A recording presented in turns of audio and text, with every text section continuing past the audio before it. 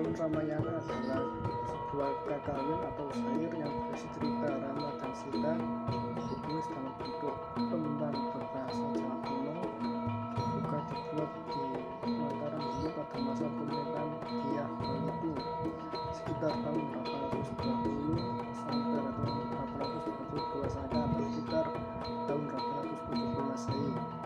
Kakawin ini disebut sebagai Adi Kakawin karena dianggap yang pertama, terbanyak dan terindah gaya bahasanya dari periode Hindu Jawa.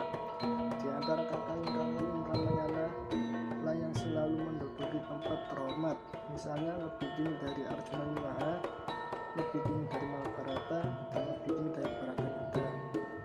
Penggunaan bahasa dalam kakawin Ramayana memiliki banyak bahasa, tergantung pada siapa yang menulisnya. Misal, Walmiki dengan bahasa Sanskerta, Purbacaraka dengan bahasa Jawa kuno, Haker dengan bahasa Belanda, dan lain-lain.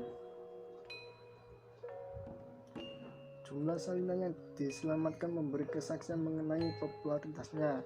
Biarpun kakawin ini banyak sekali, sehingga usaha menyalin karya ini makan banyak waktu dan tenaga.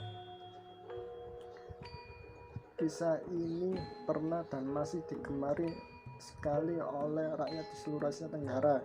Di dalam tradisi sastra tersebut, kakawin ini mempunyai tempatnya yang pasti, tetapi baiklah kita baru membicarakan sifatnya yang khas setelah kita membaca ikhtisar isinya. Di sebuah kerajaan di Ayodhya, hiduplah seorang raja dan ketiga istrinya yang bernama Kausalya, Kaikeyi, dan Sumitra, yang masih belum memiliki keturunan atau anak. Di kemudian hari, atas perintah Raja Dasarata, Raja Ayodhya, dipersembahkanlah sebuah korban agar ia dikaruniai seorang anak. Alhasil, ketiga permaisurinya tersebut melahirkan 4 orang putra. Kausalya melahirkan Rama yang sulung, Kaikeyi melahirkan Bharata, dan Sumitra melahirkan Laksmana dan Satrughna.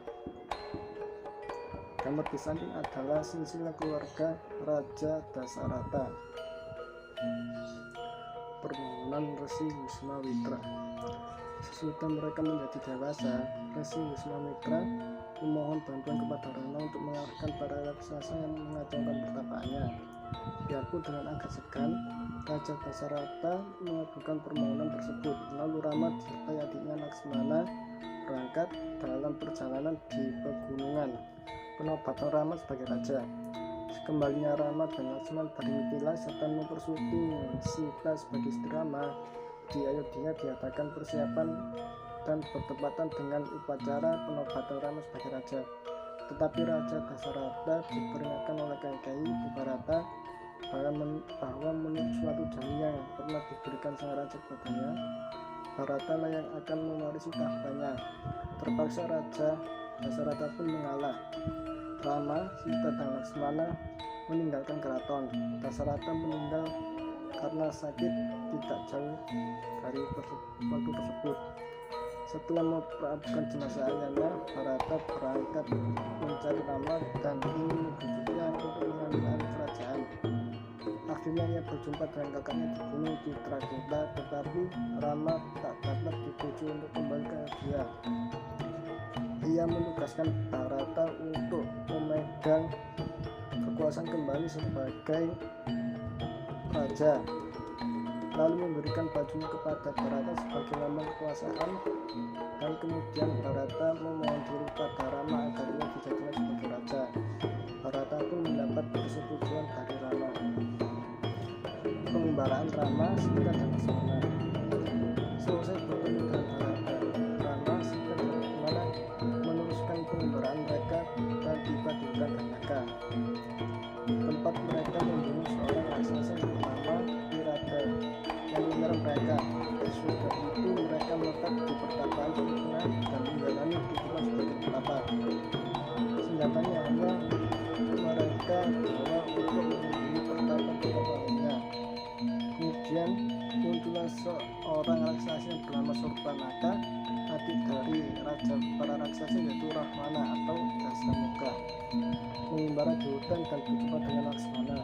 Surpanaka jatuh cinta kepada Laksmana dan setelah menyamar sebagai seorang wanita dan jadi menawarkan diri kepadanya agar bisa Laksmana menculikan Sita. Setelah mengadu kepada keduanya, Surpanaka pun menunjukkan kepada Sita dan Rahwana agar berangkat dan menunjuknya.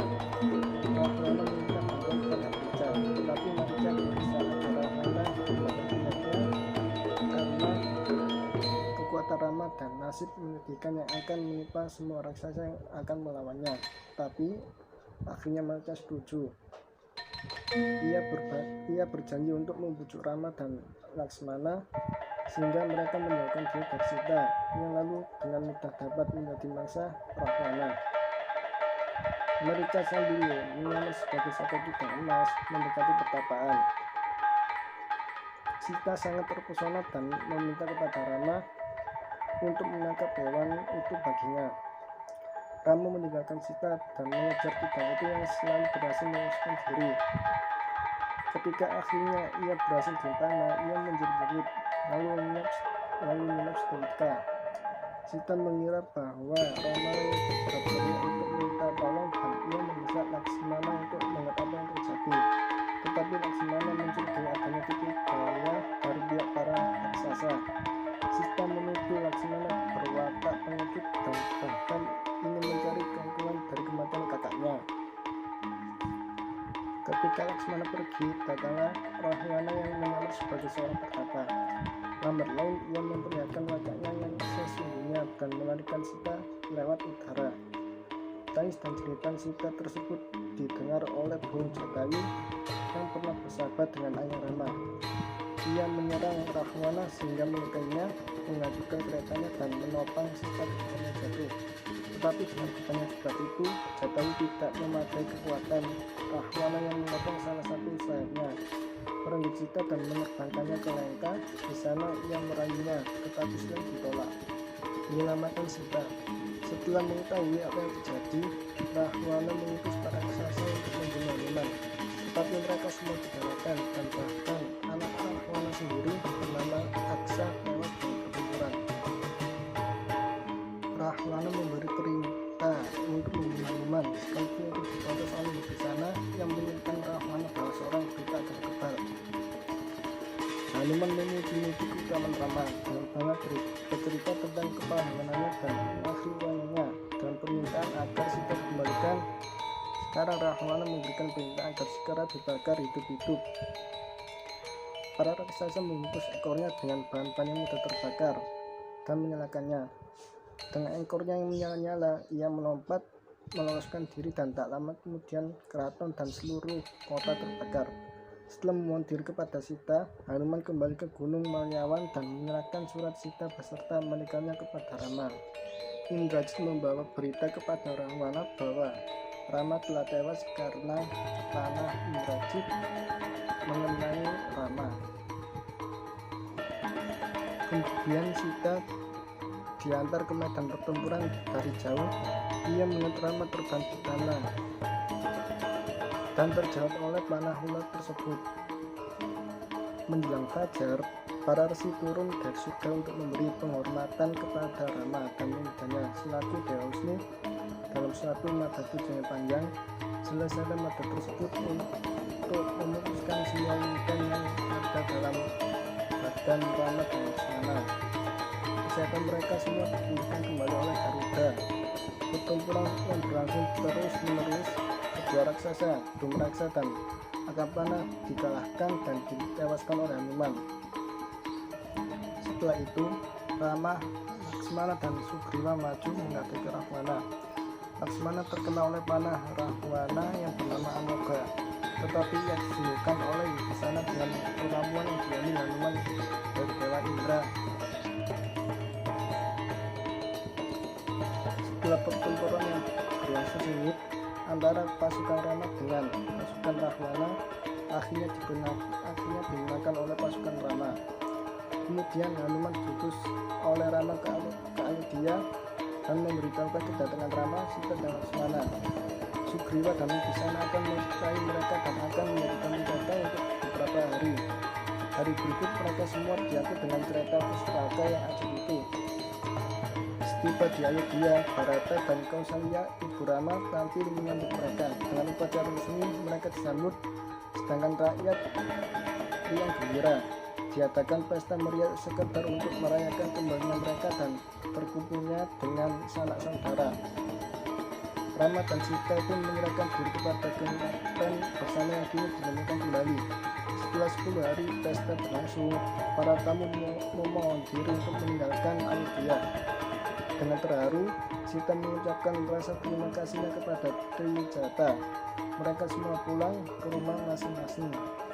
Di samping adalah catatan sumber referensi saya yang mengambil buku dari Pak Sudmuter yang berjudul Kalangan Sastra Jawa Kuno Selalu Pandang, tahun terbit 1983 di Jakarta, penerbit Jembatan, halaman 277 sampai 289.